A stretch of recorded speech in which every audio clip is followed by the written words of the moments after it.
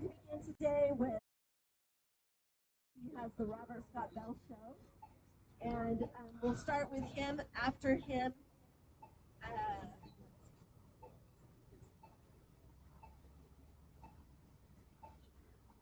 who believes in the oath, do no harm. Who believes in the oath, do no harm. Many people were put in an untenable position thanks to the federal government trying to direct an experimental injection into the people, including children. And apparently there were a lot of families, a lot of parents that did not want that to happen, but felt very forced to take this poison injection in order to function in society or have their children participate in society, whether it be school or other events or travel. This is a situation that our founders warned us against, that if we ever gave the federal government that kind of authority, that eventually it would descend into tyranny, which is what we witnessed during the COVID crisis. The crisis was artificial, and it forced doctors into the untenable position of either injecting dangerous, untested, unapproved officially, clearly not safe or effective for the intended use, force them to either comply or be threatened with loss of license, or just to be ostracized from their medical community. And we're here in support of the freedom of doctors to enter into the sacred relationship with their patients. The question is how and why and where in the Constitution does it authorize the federal government to encroach upon a sacred relationship between a doctor and a patient? nowhere. No. It doesn't exist, and this is also a relationship to the concept of federalism. The states have the authority under the Constitution to deal with these medical issues and to manage or regulate medicine and medical practice, not the federal government. And the federal government is coming in here and telling a doctor how to practice medicine. So the federal government is engaged in practicing medicine without a license, interestingly enough. So who should be on trial here in reality? Not a doctor who rose to the occasion to honor the parents' request to not have their children poisoned or intoxicated. So it's quite an unusual circumstance that we're dealing with many layers and levels of unconstitutionality. And the question is, do we stand in defense of that sacred relationship between a doctor and his patients? Or do we allow the federal government to dictate what can be put into our bodies? Or even what they might say you are prohibited from utilizing in support of your own natural immune system given to you by God, not government. So once again, we have a question of fundamental rights. Who has the right and authority to dictate what gets put into your body? And if you believe it's the federal government's role to do that, then you're going to support this selective elective prosecution of a physician who honored that oath. It's a very strange circumstance to be here. Why is the Department of Justice going after Dr. Kirk Moore? We understood it under the Biden administration and what their agenda was, but why is this prosecution going forward under the Trump administration? Don't they know this is wrong? And the people already are aware of the danger of forced medication from a federal level or at any level. So our appeal to the Trump administration, to the Department of Justice, Pam Bondi, is stop this selective prosecution. This is absolutely ridiculous while Anthony Fauci is still walking through. Pardoned by AutoPen, and this man is likely responsible for hundreds of thousands, if not more than millions of deaths based on the shot. We're going after a physician who protected the innocent, who protected those who could not defend themselves, the children and the families in full consciousness and full informed consent. And when you open that insert for that shot, there was nothing written. How can anybody in good conscience put that into anybody, least of all a child? So thank you all for coming. Please put the word out. If anybody from the Trump administration is paying attention to this, if they go through with this prosecution and succeed in convicting this man of not a crime, but of standing on principle, on doing what's right, then a pardon is most definitely in order. If we do the right thing, you know what that is? Let's defend the doctors who refused to assault the American people with a dangerous and deadly bioweapon. Thank you all for being here. We've got more speakers to talk about. Let's support Dr. Kirk Moore. Thank you. Okay, Chris Anderson.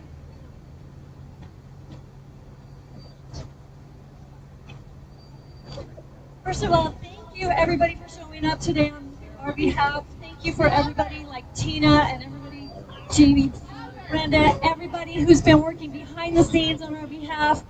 It does not go unnoticed, and we greatly, greatly appreciate everybody for all your efforts and all you're doing. Jason, you as well. I am honored to know Dr. Kirk Moore, and I have the utmost respect and gratitude for this man. He is what you would want in a doctor that sincerely cares for people. He has helped so many people, whether it was with COVID, whether they were sick, or through all the mandates. 21 and beyond. I had a unique opportunity to meet many people seeking and to hear their situations that were seeking help. I met doctors and nurses and some who had already had one COVID injection and were injured from it, and they did not want to get another one. Many people needed help just to keep their jobs, for the military, for missions, for school, to visit loved ones in hospitals, and to travel, and for medical procedures. One medical student came to me, and he had just completed medical school, but he could not start residency without having proof of a COVID vaccine. So he tried to push back, and he said, what about exemptions? What are my options? And they said, well, you can just go find another career if you're not willing to go get the COVID shot. You could not get an organ transplant without proof of a COVID shot. One lady contacted me, she was diabetic and on the transplant list to get a kidney transplant. And at the hospital, they were threatening to take her off of the transplant list without proof of the COVID shot. This was late 2022. Dr. Moore had already shut down the operation. People were already finding out that the shots were neither safe nor effective, and the demand for them was going way down. But he still stepped up and helped this lady so that she could get her kidney transplant. Another man that I met in his early 70s, he's retired military special ops, contacted me and said that he needed proof of the COVID shot as soon as possible, as he had a team put together and they were planning a rescue mission to go into Afghanistan and rescue 13 U.S. trained Afghan pilots that were being threatened by the Taliban. Some months after the Biden administration had pulled out of Afghanistan in 2021, they had been hiding for about a year. And if they were found, they would most likely be killed. He had 10 days before he departed with this team, and he needed to show full vaccination of COVID shot.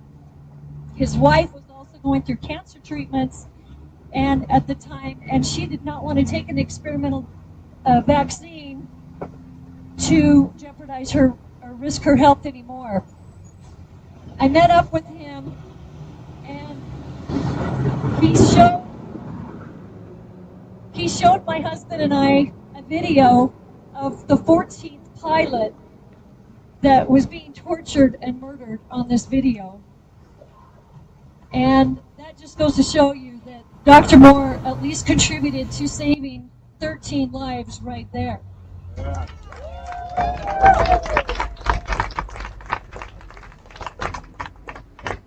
I have a long-time dear friend here today. Lori, hold your pictures up high. Lisa, Lori.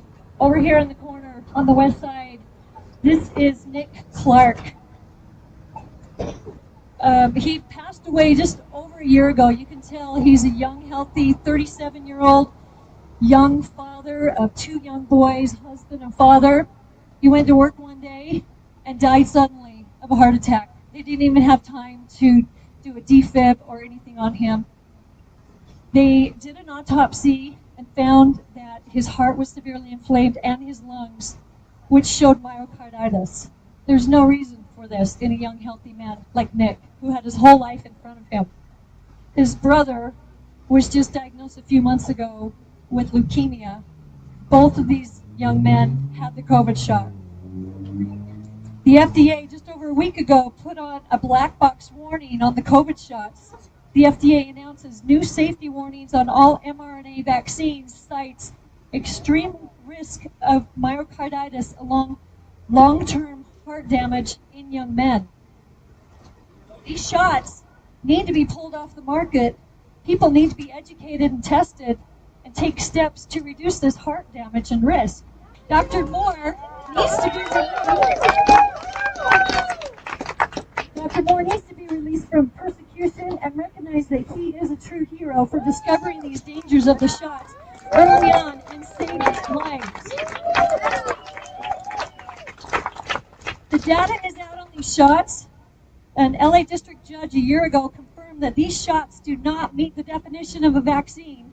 They do not prevent transmission of the virus. They create more risk than harm than good.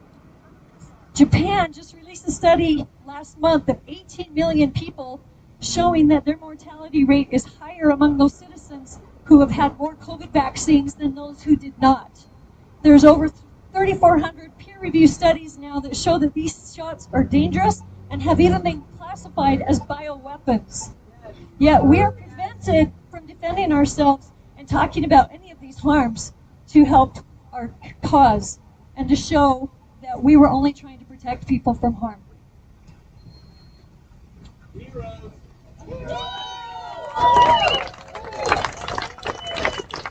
I am optimistic, though.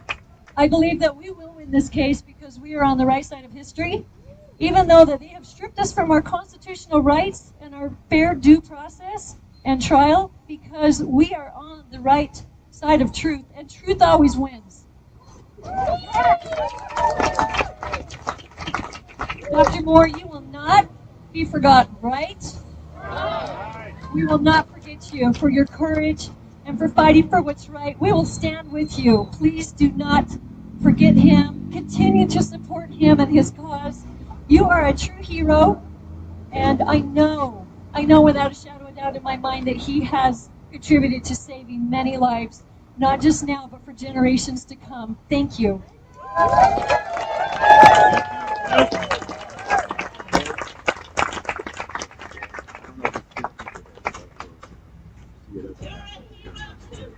Absolutely. These people are the kind of people that this nation was founded upon. They're amazing. Okay, next we're going to hear from Dion Barron. Where is Dion? She's a patient from the COVID, and she had from the COVID vaccine, or she's going to tell her story.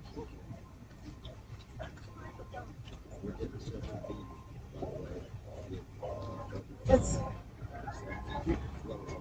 scary to be here, and it's hard because it brings up a memory that was really hard for me.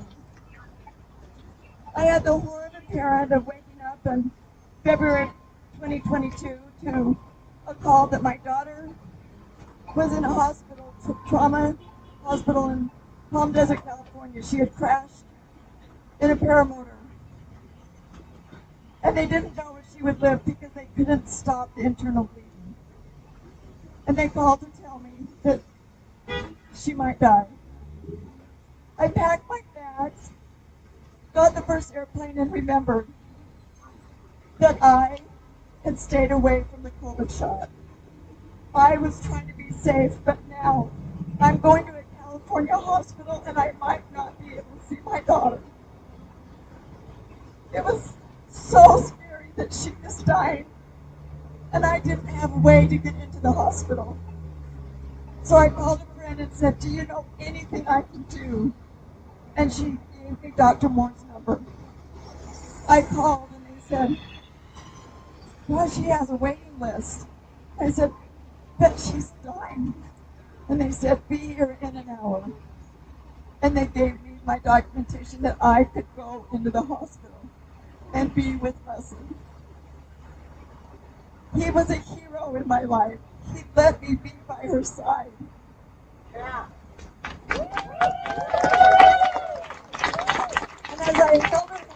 dark and they turned out the lights. Her heart was beating, but I wondered, why am I in hiding? Why is my entrance to this hospital a secret? I had already had COVID. I was safe. I knew the dangers of the shot. I was being so careful, and I'm in hiding. I saw the risk. I saw people dying, young athletes dying out on the floor. I saw my husband have increased risk of leukemia. I saw all kinds of horror around me, and I'm hiding in the hospital because I was.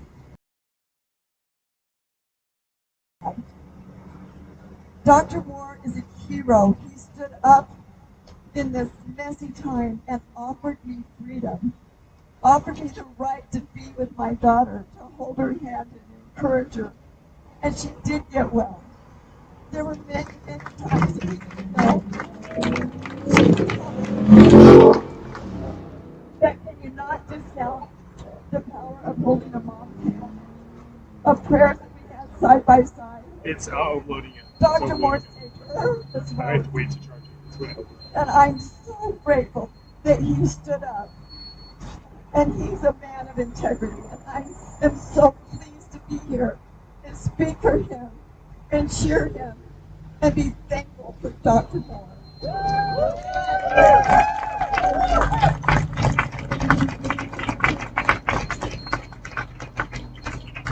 All right, we're going to hear from Speaker of the House, Mike Schultz.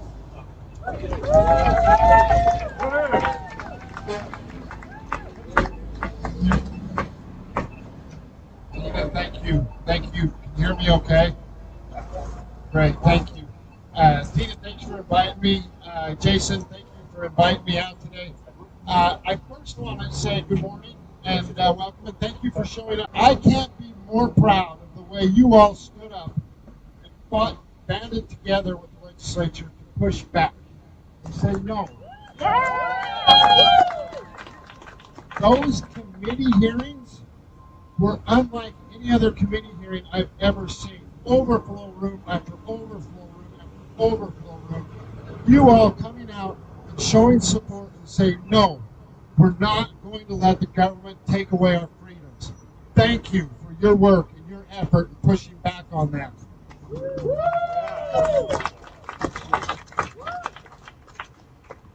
The way those of us that stood up and pushed back were treated was wrong.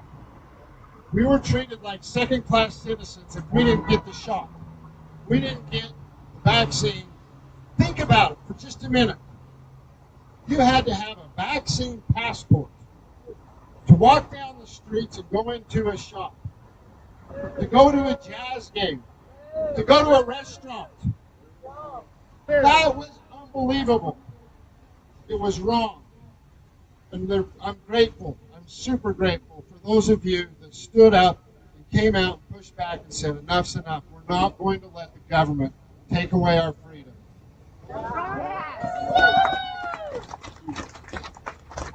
I got to know many of you during that time, and I consider you very close friends, and I'm very appreciative of the work that you did. Just like you stood up and supported us in passing legislation, Senator Kirk Moore and I passed the legislation, one of the first in the nation, that said your employer cannot mandate you to have a vaccine shot. Remember that? I was one of the first in the nation to stand up and say that. It's sad that we even had to get to that point, right? Sad that we even had to get to that point.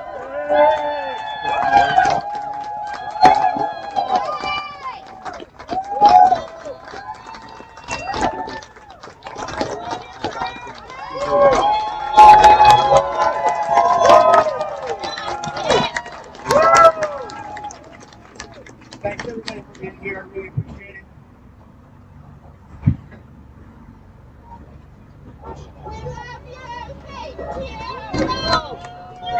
You're awesome, dog. It's a swap my heart to see you guys here. Thank you.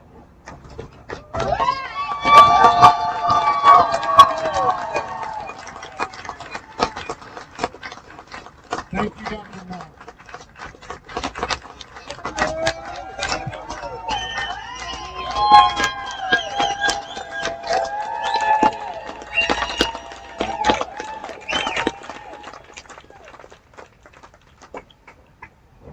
As we stood up and we pushed back, the courts, think about this. The courts actually started to issue on our side, right? When they came out and they said, federal government, you cannot impose these mandates on the citizens. The liberal courts, it was unbelievable what was happening to us. But I just want to say thank you for supporting us. And now it's time for us to band together and support Dr. Kirk or Dr. Moore. Thank you for coming. Thank you.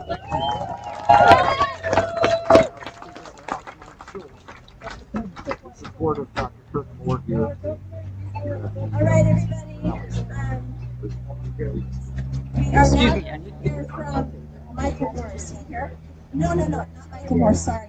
We're going to hear from Jason Preston next from We Are the People.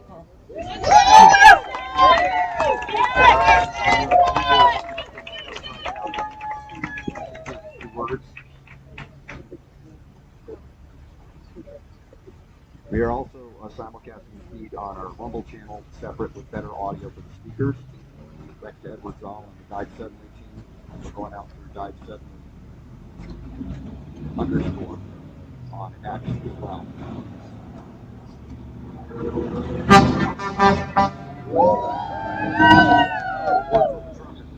Before I start, can we get any of the reps, any of our representatives who are here today to come just stand here real quickly? Show yourself. Sure. Thank you. Thank you. Yeah.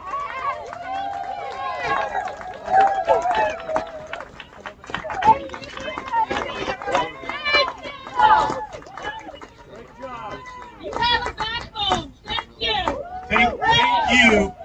Thank you all for being here, for standing up. We invited everybody. We invited Governor Cox. We invited all of our reps to come and stand with the people for Dr. Moore, and I want to thank these three for standing.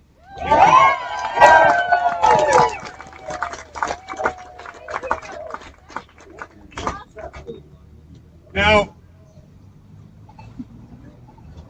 I've never been one to chummy up with representatives, with our governor, with politicians, with a lot of people. But when I'm going to war, I'll take anybody fighting next to my side, including these great people. And I want to thank them for fighting. If that'll help get Dr. Moore, I'll fight with them next to me. Now, the other thing I want to talk about is this. I have no faith in our justice system. How many of you are familiar with David Hamblin? He still runs free. P. Diddy runs free. We have a government that has become run by secret combinations. I firmly believe that. My faith is not in the justice system. It is not in politicians. My faith is in you. My faith is in we the people, and that's what our founding fathers felt. And so I want to thank any of our representatives who will stand with the people and fight with us. I'll fight with them by my side. But one of the things, our greatest threat, I think the greatest threat right now in this state, in this country, we all know this is a war of good and evil. Is that right? Yeah. The enemy knows how to fight. And his tactic is divide and conquer. It is to get us to sabotage ourselves. This is the issue that brought so many great patriots together many years ago. This was the issue that brought so many of us together. And we fought this issue. The problem is when an army doesn't have a real enemy, it turns on itself. And it's been very sad to see that happen in this state, amongst patriots, amongst conservatives. And there's nothing that the enemy fears more than a united people standing on firm truth and principle. Not disagreeing better, but standing together on truth and principles. And I believe that's what it's going to take to get Dr. Kirk Moore out of this. It's going to take a lot more than this. And those of you who are watching at home, it is time for people who believe in freedom to start fighting the same enemy, which is the federal government and those who are trying to lock people up and stand against it.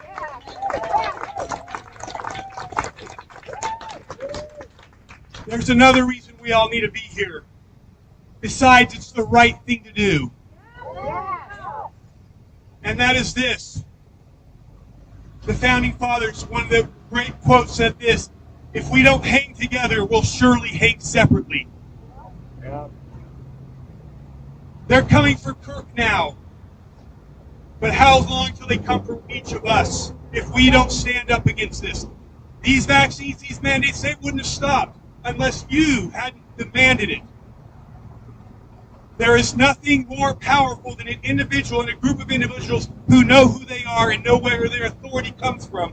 And it comes from the Creator. We the people. That is the most powerful force on this earth. And I want to thank all of you for being the type of men and women who have the fortitude to get up on a Monday morning and show up and standing for someone and standing for something that matters. God bless you all. Thank you.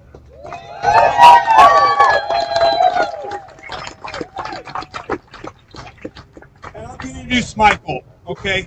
Is Michael here? Yeah. All right, Michael, come up. I want to introduce Michael.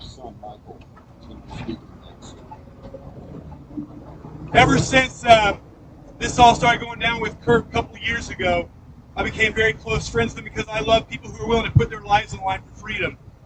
And one of the greatest privileges has been to meet this young man, Michael. He's a freaking beast. He's for freedom. He lost his mother in 2019. So when his dad was locked up for 22 days a couple of months ago, he had no mother and no father at home. He has a sister who's not living at home right now. But this is one of the reasons I'm fighting. It's not just for Kirk, it's for Michael. And I want to give everyone a sound applause for Michael.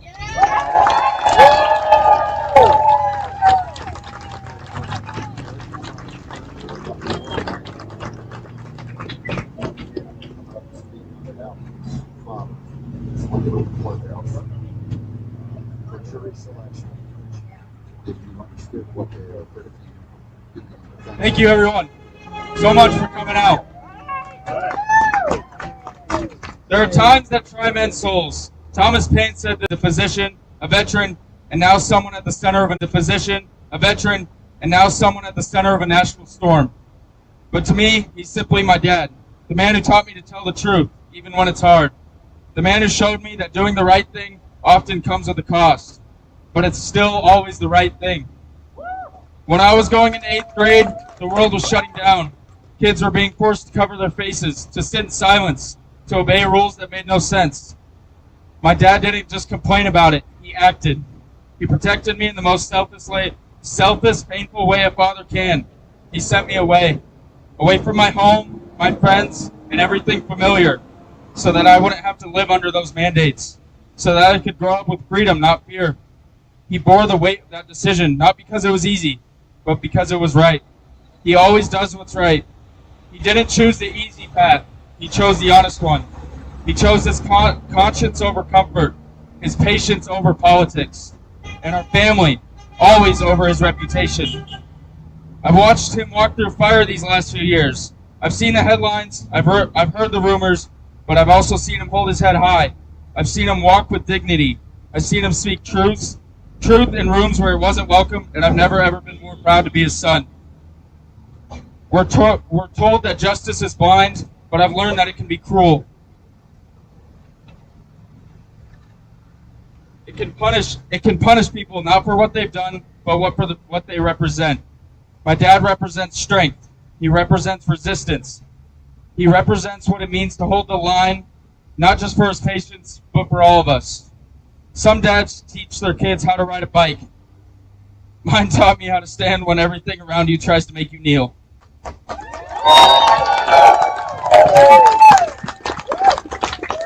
So I stand here now, not just as his son, but as the voice among many, saying we see you, we believe in you, we know who you are. This trial isn't just about law, it's about love, it's about courage. It's about a man who refused to betray what he believed in, even when it meant risking everything. I love you, Dad, and I'm so proud of you. Thank you.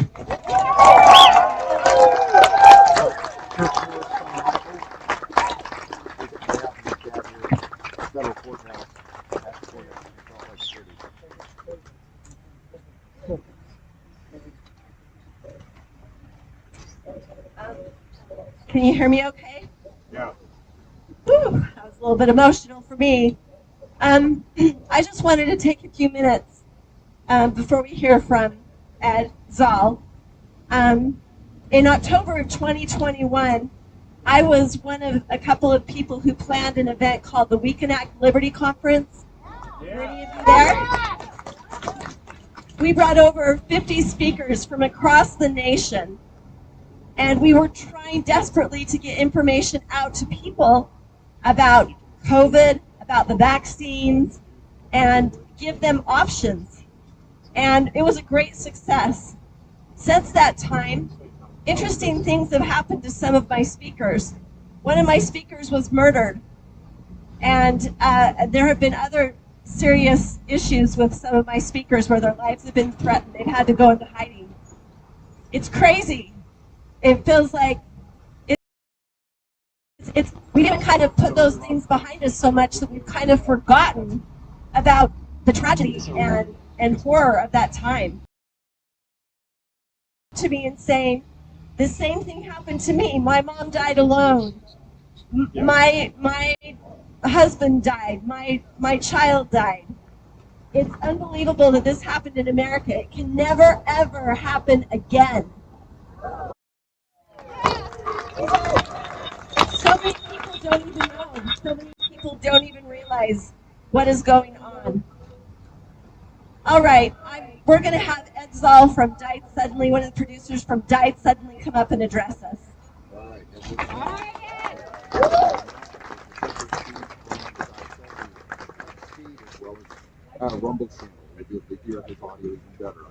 Good morning, everybody. It is an honor to be kind among you this morning, standing with Dr. Moore. This kind of tyranny we thought was gone, it was over, it's not. This trial represents that the same demons that we fought during the pandemic, they're still lurking. They're still here, and right now they're trying to put Dr. Moore in jail for 35 years. We're not gonna let it happen. What we're gonna do, the Died Suddenly team is committed to making sure this becomes an international story.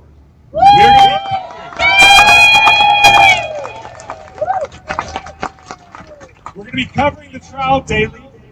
We're going to be writing articles each day from inside the courtroom, so everyone has the information. That's one of the ways they beat us often, is they make sure we don't know what's going on. We're not going to allow the tyranny that's about to unfold in there happen quietly and in the shadows. One of the things already that has shocked me is that the judge has given instructions that Dr. Moore cannot talk about vaccines, can't bring medical experts forward, can't even honestly speak about the intentions behind his act, which saved thousands. Right? We're not going to allow that to happen. The best way you can help is, if you are on X, or on Twitter, please be retweeting the stories daily, sharing them with the elected officials, with media, and with your friends and family. Also, any way you can reach out to elected officials here in the state, explaining not only is this an unjust trial, but this is really a state issue. The license was at the state level. The people that he treated are in Utah. This is a state issue, and you're not powerless in it.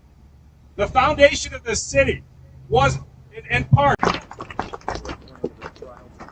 All right, right now we're going to hear from Kristen Small. Just bring it up to me.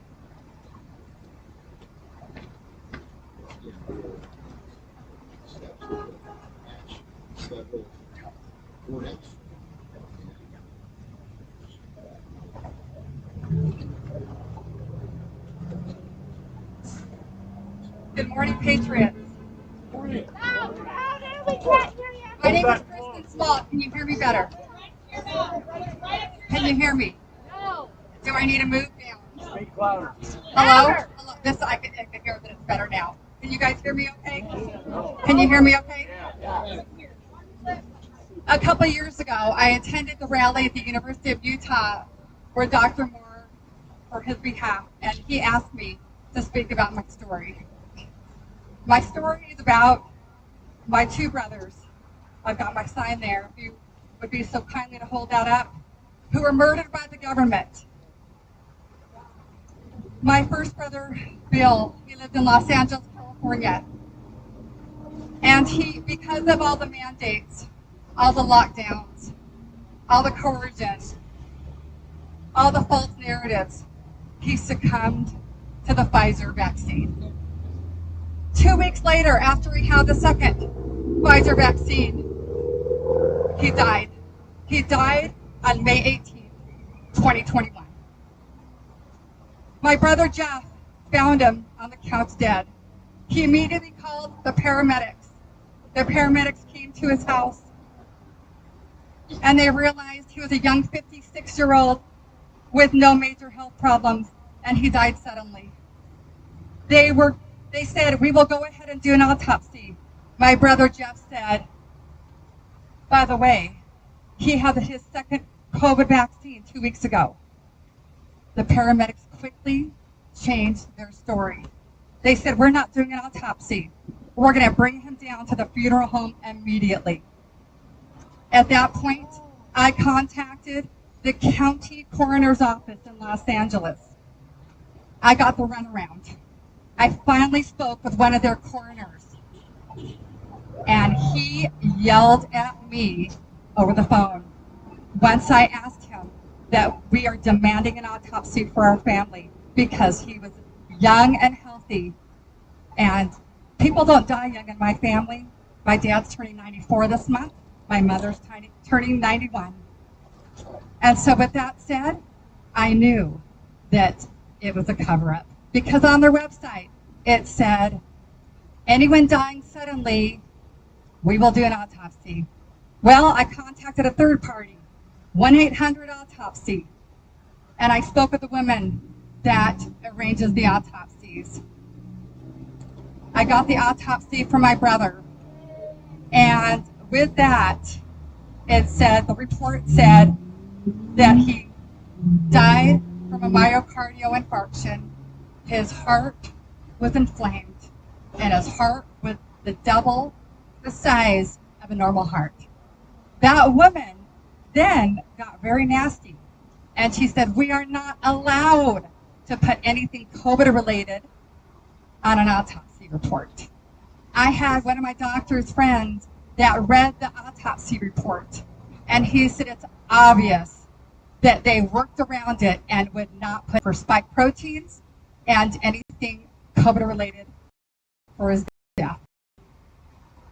Fast forward 7 months later, January 2022, my other brother, Brian, he was 60 years old. He got COVID, and he got very, very sick. He went to the Instacare in St. George, and the doctor sent him away with nothing. He got very sick. Oxygen levels became very low. He tried to get monoclonal antibodies that were offered here in Utah along with other states, especially Florida, where they offered it to everybody. Online, you have to qualify for these monoclonal antibodies. Well, a month prior, my other brother that got deathly ill from COVID got them, and he was quickly healed. The Utah State epidemiologist had changed the requirements to get monoclonal antibodies here in the state. She changed it where you got 2 extra points if you were non-Caucasian when you filled out that questionnaire online. My brother Brian lacked a half a point to qualify for the monoclonal antibodies. He got very, very, very sick. He got rushed to the ER. He was at the oxygen levels fell to 70s and 80s, and his doctor said, we have got to put you on the ventilator. The moment they put him on the ventilator, he had a heart attack. And then a few days later,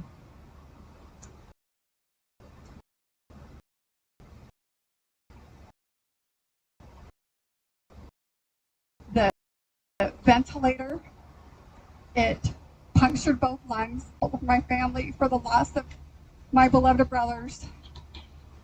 There's no doubt that we have experienced major government tyranny, overreach, unconstitutional. All right, we're going to hear from Phil Lyman, and then we will end with Pastor Chuck Beckel.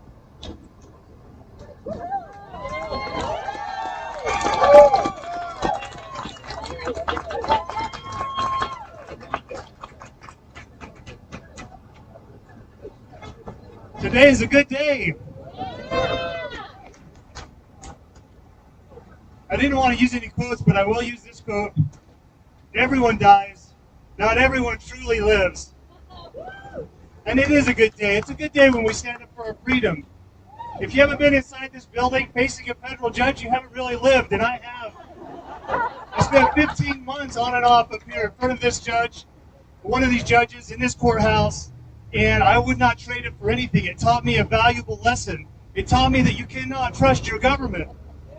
That was before the COVID thing came out. I've got 3 sons who are doctors. One of them called me from Los Angeles and said, "Dad, are you opposed to the vaccine because of your knowledge of medicine or because of your knowledge of government?" I said, "It's 100% because of my knowledge of government. Anytime they try to shove something down your throat, you know that it's wrong. Whether you're a Democrat or Republican or independent or whatever, freedom means freedom. We stand up for ourselves. We do not wait for somebody to tell us what to do." Any power which, if abused, might lead to the oppression of the people must be delegated by the voice of the people. That's called an election. And we do not have fair elections in this country or in this state. We would not elect a governor in this state who allowed this to happen. We wouldn't do it. We didn't do it. I love you all. I'm so grateful to be here. I'm so grateful to have a chance to stand with people who I care about so deeply.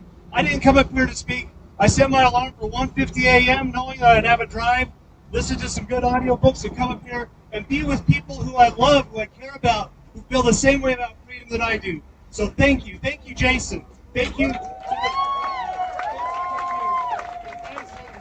All of you who are standing up for these things. We know who is going to look out for us. I told somebody in Washington, D.C., if you're waiting for someone to come and save the day, you're waiting in vain. It is you who's going to save the day. And it's exactly things like this. The clouds are lifting. The fog is lifting from people's eyes. When we see abuses like this, the closer a disease gets to a crisis, the closer it is to a cure, and we are getting pretty dang close in this country and in this state.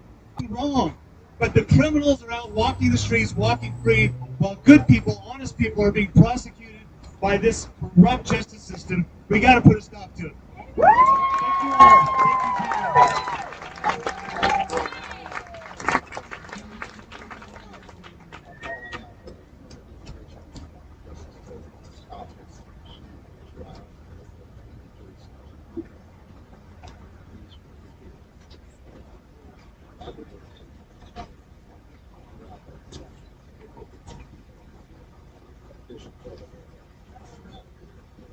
I just wanted to read one quote really quick by John Adams. It says, "Posterity, you will never know how much it costs the present generation to preserve your freedom.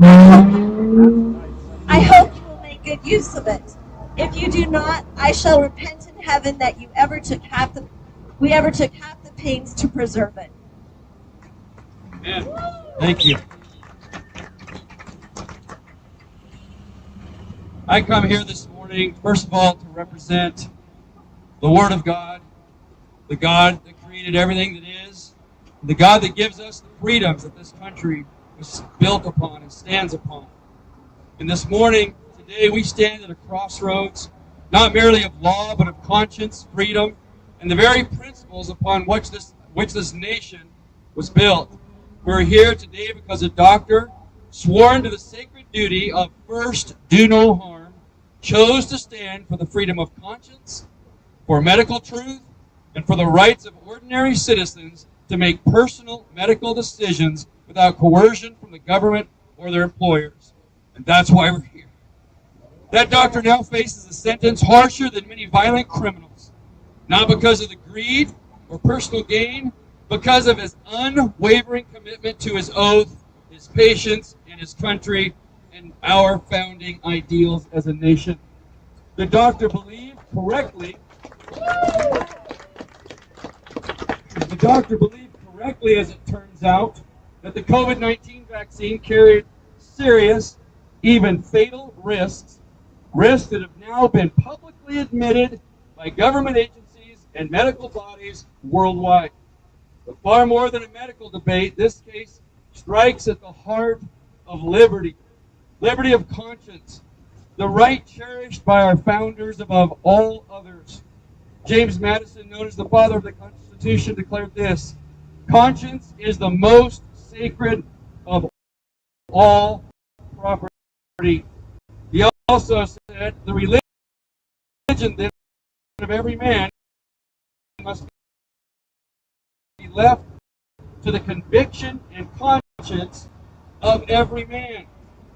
No provision, Jefferson said this, no provision in our Constitution ought to be dearer to man than that which protects every person to act according to their own conscience, free from coercion.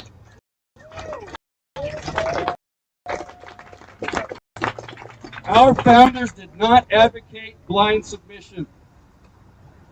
On the contrary, they taught us resistance to tyranny is not only a right, it is a duty. Benjamin Franklin said this: rebellion to tyrants is obedience to God. If we proceed down this road, if we crush people of conscience, we are not merely punishing this doctor, we are betraying everything this republic stands for. And I urge the court in this state and all who hear my voice to remember the sacred principles upon which America was founded.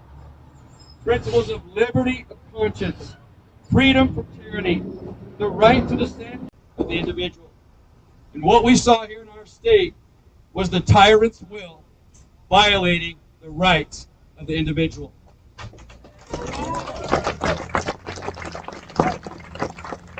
This doctor, of course, now we know risk is freedom. Reminds me of our founders who pledged their lives, their honor, their fortunes